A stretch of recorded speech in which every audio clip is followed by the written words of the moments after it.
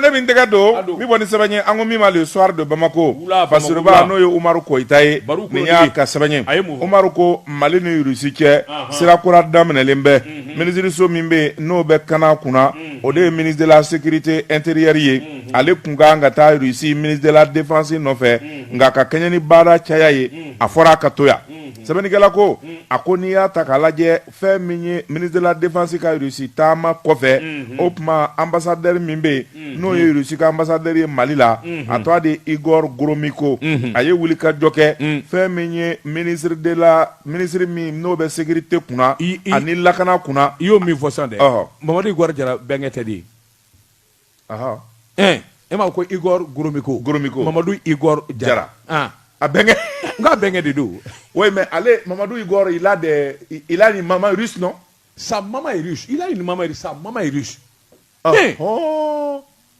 Igor in de y'o ye quoi e ko Russie ambassadeur sɔgɔ Igor Gromyko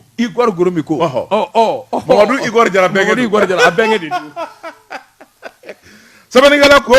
a ko fɛn min ye ministre ye n'o ye ministre de la sécurité a y'a bisimila fɛn min ye ministre n'o ye colonel Sadio Kamara o ka yamaruya kɔnɔ sabu conférence min kɛra sécurité intérieure kan Moscou ale de taara jamanakuntigi o jɔyɔrɔ fa n'o ye jamanakuntigi colonel Asimi Goyita ye kuma min n'a yangana kosɛbɛ sɛbɛnnikɛla ko nin sigi ni lajɛ min kɛra ambassadeur ani ministre de la protection civile ni ɲɔgɔn cɛ Dawudu Ali Mohamedine a kun tɛ dɔwɛrɛ ye fɛn min ye Mali ani Moscou ni ɲɔgɔn cɛ bɛnkan jumɛn bɛ se ka sɔrɔ ani Rusiw bɛ se ka dɛmɛ jumɛn kɛ walasa Mali sécurité intérieure ko a bɛ se ka sabati cogo min na sɛbɛnnikɛla ko a ko kɛlɛ ka kɛ o ka ɲi n'an ye kɛlɛ se sɔrɔ min bɛ to o de ye bamanjiya wale ani marifa misɛnnintigi minnu bɛ yen n'o ye dantɛmɛ wale kɛbaaw ye bandiw ani dɔrɔgu feerelaw olu bɛ se ka kɛlɛ cogo jumɛn na o tuma Rusi fana a bɛna dɛmɛ kɛ Mali ye an bɛ se ka se sɔrɔ o la cogoya min na sɛbɛnnikɛla ko a ko fɛn min ye Mali faamaw ye o nisɔndiyara kosɛbɛ sabula nin bɛna kɛ fɛɛrɛ kura ye min bɛ Mali dɛmɛ basigi yɛrɛ kura ye o ka sabati kunnafoni filɛ nin ye an ye min bɔ le soir de Bamako kɔnɔ a ka bi bɔli la Jean Sédou ne bɛ n bolo bugɔ ka don bi bɔ ni sɛbɛn ye sɛbɛn min n'u k'a ma le sursaut Jean Sédou k'a dɔn fanga tɛ maa na maa tɛ se sɔrɔ Jean Sédou fo i k'a dɔn jugu ɲɛ ka bɔ i la jugu ɲɛ bɔlen ye hadamaden la a bɛ maramafɛn de ko fɔ n'i sera ka dugumana minɛ Jean Sédou k'a dɔn sanfɛlaw ka k'i ta ye ji kɔnɔna ka k'i ta ye Jean Sédou n'o kɛra kaban i k'a dɔn i bɛ se bɛɛ lajɛlen sɔrɔ sɛbɛnnikɛla ko a ko i k'a dɔn utikalo tile 16 tɛmɛnen jamana gouvernement a nana wuli ka jɔ kɛ hakilina min n'o bɛ tali kɛ ka ɲɛsin ministère de la défense ancien combattant u ye bolonɔbila sɛbɛn kɛ bolonɔbila sɛbɛn min n'o bɛna kɛ sababu ye i k'a dɔn base aérienne ani détachement air ani groupement de défense anti aérien Jean Sédou i k'a dɔn protection de défense u ko minnu ma n'o bɛ marabolo ko fɔ Jean Sédou u y'a boso k'a fɔ a ma ko région aérienne numéro 1 numéro 2 numéro 3 an ka l'armée Jean Sédou k'a dɔn bolofaraba de nana fara a kan min ye sanfɛla ye Jean Sédou k'a dɔn hali kɔnɔ tɛ pas bilen Mali kɔnɔ ni Mali ma bɔ a kalama jango ka taa se pankuru wɛrɛ ma walima i k'a dɔn fɛn minnu bɛ tɛmɛ fiɲɛ siraw fɛ sɛbɛnnikɛla ko ministre ministre Passa Allah colonel Passa non le colonel Sadio Kamara l'enfant de Nara Joe Kabila Mini, l'enfant de Kabila. Nara ça il est de Kabila. Il est de Kabila. Mais je dois connaître son... Ils sont mentis bon Nara ya va ici veille. Ils ont menti. Et Fabela. Damba Marakadi. Damba Maraka. Mais c'est que tu oublies. Ani Banamba Yamba nous veut qu'on a Damba. Mbandini bebo Muruja ou Nara ya. Ah oui, ça c'est Nara. Hawa connaît Madika Hawa. Elle est de Muruja. Mais il te met Muruja là. Kasoro kata Nara de. Kabila ben Nara de. Voilà, je sais. Udugu manjanyo. Colonel Passa. Ne mandala na bisu gonyi. Ati sogodu. Jean Sédou. Ne. Sɛbɛnnikɛla ko a k'i k'a dɔn marabolo de sigira senga. Sanfɛla lakanani kama. Jean Sédou k'a dɔn gouvernement yɛrɛ jɛnna n'a ye bɛɛ lajɛlen y'i bolonɔ bila. Sabula ayiwa ministre de la défense n'o ye sɔrɔdasiw ka ministre ye. A ka nin hakilina in nin ye ko sabatilen ye. Jean Sédou k'a dɔn a kana kɛ ayiwa kuma dama ye. Minɛn minnu bɛ a ko kofɔ. Pankuru. Jean Sédou k'a dɔn fɛn minnu bɛ fiɲɛ taa fa jateminɛ Choc. minnu bɛ sanfɛla lajɛ journaliste di k'a dɔn fɛn o fɛn n'a bɛ tɛmɛ maramafɛn avion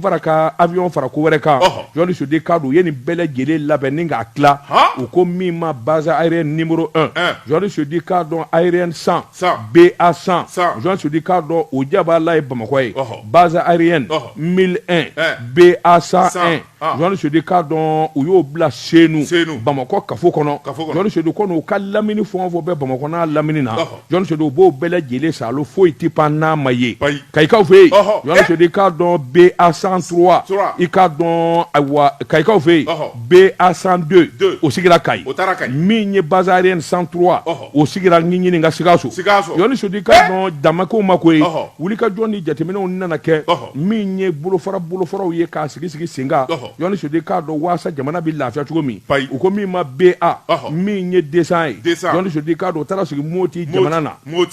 sɛbɛnnikɛla ko a ko Tumutu o fana y'a ta sɔrɔ journaliste di k'a dɔn wulikajɔ nana kɛ min ye fan o fan bɛ yen ni yɔrɔw ka janya yɔrɔw ka jan Mali la i n'a fɔ ka taa bila min ye Gawo ye journaliste di k'a dɔn Kidal ko Tesali journaliste di k'a dɔn base aérienne sigira nin bɛɛ lajɛlen la a n'a minɛnw a n'a avion a n'a radaru journaliste di k'a dɔn awɔ min ye minnu fana b'a baara kɛ k'a minɛn dɔn u ye ninnu bɛɛ lajɛlen sigi u bɛ baara kɛ ka da fiyɛfiyɛ min kɔnɔ o ɲɛfɔlen don journaliste n'i ye misali ta Bamakɔ kan k'a daminɛ Bamakɔ yan ka taa bila fo Kolokani n'a Nɔnadugu ka taa bila fo kɔfɛla la ka taa gɛrɛ fo Kayi frontière la journaliste di fɛn o fɛn bɛ k'a kɔnɔ su fara tile kan sigi kelen don bureau kɔnɔ ɲɛ b'a la on est devenu une puissance c'est-à-dire que aujourd'hui là le Mali u ye min fɔ est-ce que n'a yi bɔ Égypte ni Nigeria la est-ce que an tɛ troisième africain de ça ne mana Ivoirien ye kuma na a tɛ sabali u ka sabali colonel Basa ye a ma ɲi koyi nous nos colonels là c'est pas bon ils mangent pas du locaux hein Assimi ne mange pas des avocats il mange pas avocat nunu de avocat dunani e ka femina koyi nunu basi jala kadoto maraka basi kadoto nunu de et là il s'agit de votre photo et à loco votre garba là il s'en fiche hein nunu de cheke dungoyi votre kejenou là nunu disonde il mange pas kejenou hein ala kɔni anw bɛ dugawu de kɛ ala kɔni kana mankan kɛ n'o tɛ ça en 3 minutes en 3 minutes quoi non